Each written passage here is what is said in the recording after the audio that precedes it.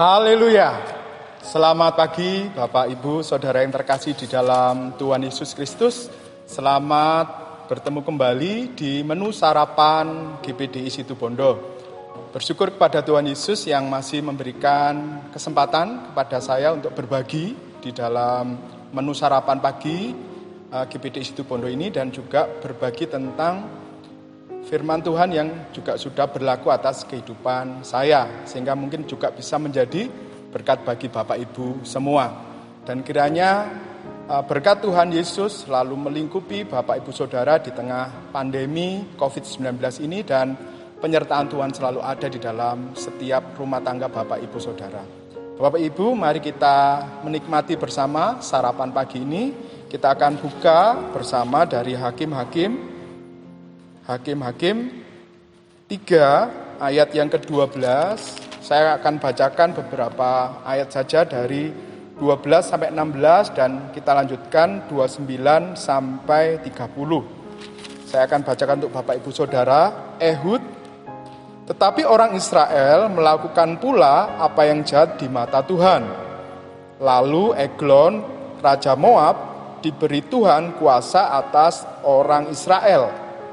Oleh sebab itu mereka telah melakukan apa yang jahat di mata Tuhan. Raja ini mengajak Bani Amon dan Bani Amalek menjadi sekutunya. Lalu majulah ia dan memukul orang Israel kalah. Kota pohon korma diduduki mereka. 18 tahun lamanya orang Israel menjadi takluk kepada Eglon, Raja Moab. Lalu orang Israel berseru kepada Tuhan, maka Tuhan membangkitkan bagi mereka seorang penyelamat, yakni Ehud anak Gera, orang Benyamin, seorang yang kidal. Dengan perantaraannya orang Israel biasa mengirimkan upeti kepada Eglon Raja Moab. Kita langsung loncat ke ayat 29. Pada waktu itu mereka menewaskan kira-kira 10.000 orang dari Moab, semuanya orang yang tegap dan tangkas. Seorang pun tidak ada yang lolos. Demikianlah pada hari itu Moab ditundukkan oleh Israel, maka amanlah tanah itu 80 tahun lamanya.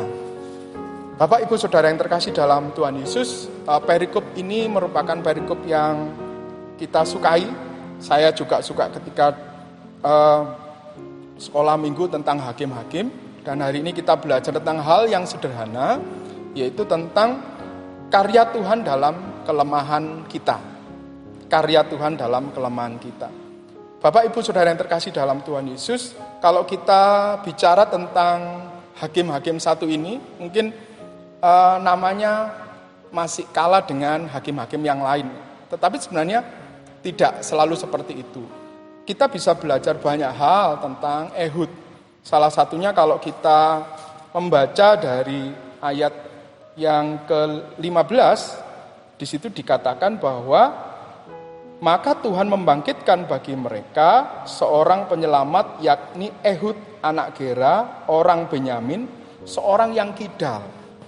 Bapak Ibu Saudara, kalau kita cari dari Kamus Besar Bahasa Indonesia online, kita bisa tahu bahwa kidal itu adalah orang yang lebih cenderung atau sering memakai tangan kirinya dibanding tangan kanannya untuk melakukan segala aktivitas.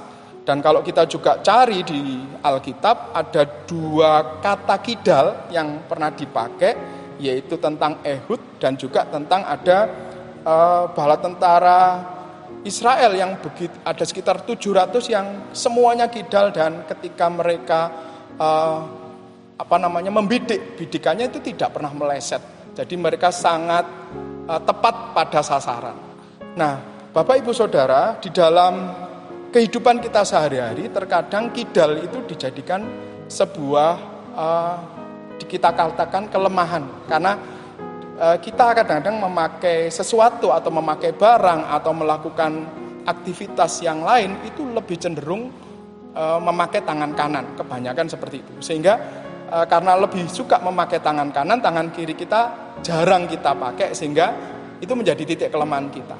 Sehingga ketika ada orang yang lebih suka memakai tangan kiri, kita selalu merasa bahwa orang itu juga tangan kirinya lemah. Jadi kita anggap bahwa orang kidal itu adalah orang yang inferior atau orang yang kita anggap lemah. Tapi sebenarnya juga tidak seperti itu. Nanti kita akan belajar lebih jauh. Bapak, Ibu, Saudara yang terkasih dalam Tuhan, kalau saya sempat membaca dari beberapa artikel online yang bisa dipercaya seperti CNN Indonesia, hanya 10% orang kidal dalam 10 tahun ini. Dan sebagian besar itu dialami oleh pria. Dan biasanya mesti dianggap inferior atau lemah atau di bawahnya superior tentunya. Nah, ada juga sebuah di dalam budaya kita, termasuk juga di abad pertengahan dulu, kalau kita bersalaman dengan tangan kiri itu biasanya dianggap sebuah ketidaksopanan. Karena di abad pertengahan orang sudah biasa menggunakan tangan kiri misalnya kalau ada kegiatan di kamar mandi atau di toilet. Tetapi dengan berjalannya waktu kita sekarang tahu bahwa hal itu menjadi bergeser. Ada penghargaan-penghargaan atau ada satu kelebihan-kelebihan yang ternyata dimiliki oleh orang yang kidal itu. Ya, jadi yang pertama kalau saya baca dari CNN Indonesia online itu mereka lebih kreatif. Jadi biasanya kalau tangan kanan sepeda motor itu biasanya gasnya mesti di tangan kanan. Sehingga orang-orang yang kidal itu biasanya kesulitan untuk memakai sepeda itu. Tapi karena terpaksa maka akhirnya mereka memakai dan akhirnya mereka bisa. Gitar itu juga sama. Gitar itu biasanya digunakan oleh orang-orang yang pakai tangan kanan.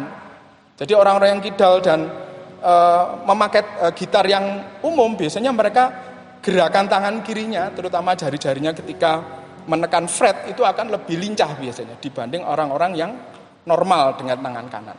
Tapi ada juga yang terus kemudian orang-orang yang kidal kreatif, yaitu membuat gitar dengan dibalik. Jadi ya biasanya hadapnya ke kiri, jadi gitarnya ke arah kanan, jadi seperti itu. Itu yang pertama. Yang kedua, diakui secara internasional. Jadi tanggal 13 Agustus 1996 itu sudah dimulai atau diperingati sebagai Hari Kidal Internasional. Itu yang kedua. Dan yang ketiga, kita tahu bahwa banyak orang-orang penting atau orang-orang yang terkenal dengan karyanya masing-masing yang pakai tangan kiri atau kidal. Salah satunya adalah George Bush yang senior, Bill Clinton itu presiden Amerika, termasuk juga Barack Obama itu juga kidal, Ronald Reagan itu juga kidal juga.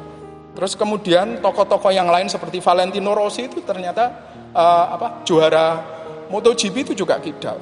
Termasuk Beethoven, komposer musik yang terkenal, Pablo Picasso, pelukis yang terkenal, Charlie Chaplin yang memakai film bisunya, termasuk Lionel Messi dan juga Maradona itu juga kidal. Tetapi orang-orang itu juga luar biasa dengan tangannya yang kidal itu. Jadi kidal itu juga bukan merupakan sebuah kelemahan. Tuhan juga bisa memakai mereka di dalam kelemahan mereka. Nah, kalau kita sekarang kembali ke Ehud sekarang. Ketika Ehud itu dipanggil oleh Tuhan, dipilih dan dipakai sebagai penyelamat Israel, kalau kita baca satu perikop secara utuh, kita bisa tahu bahwa Ehud itu merespon panggilan Tuhan dengan segenap kemampuannya. Meskipun mungkin di Alkitab tidak diceritakan detail tentang itu, tetapi Ehud merespon panggilan itu dan dia berupaya dengan segenap kemampuannya. Yang kedua, kita juga lihat bahwa Ehud itu juga rendah hati di dalam menerima tugas panggilannya.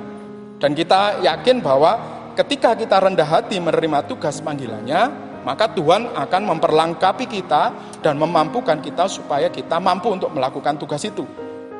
Yang ketiga, tidak menyerah pada kelemahan yang ada. Jadi tetap melakukan yang terbaik dan Ehud melakukan seperti itu. Yang keempat, bersyukur untuk setiap kelebihan dan kelemahan yang ada. Jadi Ehud menerima sebagai sang pengantar upeti Israel kepada Moab dan dia lakukan itu yang terbaik. Dan yang jelas Ehud sudah tidak berhenti untuk menjadi yang lebih baik lagi. Dia bisa melaksanakan tugasnya sehingga di dalam bangsa Israel yang terbelenggu selama 15 tahun itu, dengan apa yang dilakukan oleh Ehud, maka bangsa Israel bisa merdeka selama 80 tahun sudah dia melakukan hal yang besar itu. Bapak Ibu Saudara yang terkasih, banyak hal yang bisa kita pelajari dari hal ini. firman Tuhan ini berlaku dalam kehidupan saya ketika saya merasa lemah dalam hal berkata-kata. Ketika dulu SMA atau kuliah saya tidak bisa berkata-kata selancar ini. Bahkan sekarang terkadang juga ada gagapnya juga. Tetapi ketika Tuhan memanggil saya untuk menjadi seorang guru, maka tidak mau saya harus kuliah di keguruan. Nah, puji Tuhannya di dalam keguruan itu ada Ikatan Mahasiswa Kristen. Waktu itu saya alumni Universitas Negeri Malang, waktu itu masih IKIP Malang. Kebetulan Tuhan menuntun saya untuk masuk dalam sebuah teater, namanya teater Kristen, namanya teater Rabuni. Di situ diajari bagaimana cara kita bermain drama rohani, bagaimana cara berbicara yang jelas dan lantang, meskipun tidak pakai mikrofon, tetapi pendengar kita yang di belakang itu bisa mendengar dengan jelas. Dan itu memang dibutuhkan oleh seorang guru, sehingga murid di dalam satu kelas itu juga bisa mendengar. Jadi kelemahan itu akhirnya juga dilengkapi oleh Tuhan di dalam sebuah proses seperti itu. Bapak Ibu Saudara yang terkasih dalam Tuhan, apa yang Bapak Ibu rasakan di dalam kelemahan Bapak Ibu Saudara semua, mungkin ada kelemahan fisik atau kelemahan yang lain. Tetapi hari ini kita belajar dari Ehud bahwa kita tidak pernah merasa bahwa itu sebuah kelemahan. Tuhan akan bisa memakai kita, Tuhan akan bisa memampukan kita, sehingga setiap kita meresponi panggilannya, maka kita akan bisa melaksanakan tugas panggilan Tuhan itu dengan sebaik-baiknya, karena Tuhan akan memakai kita dan memampukan kita. Bukan kita, tetapi Tuhan yang memampukan kita. Saya kira cukup Bapak Ibu Saudara, sarapan pagi pada hari ini tetap semangat, tetap jaga kesehatan, tetap memakai masker, face shield kalau pelindung muka kalau sampai harus terpaksa keluar, dan tetap lakukan protokol kesehatan di COVID-19. Tuhan Yesus memberkati.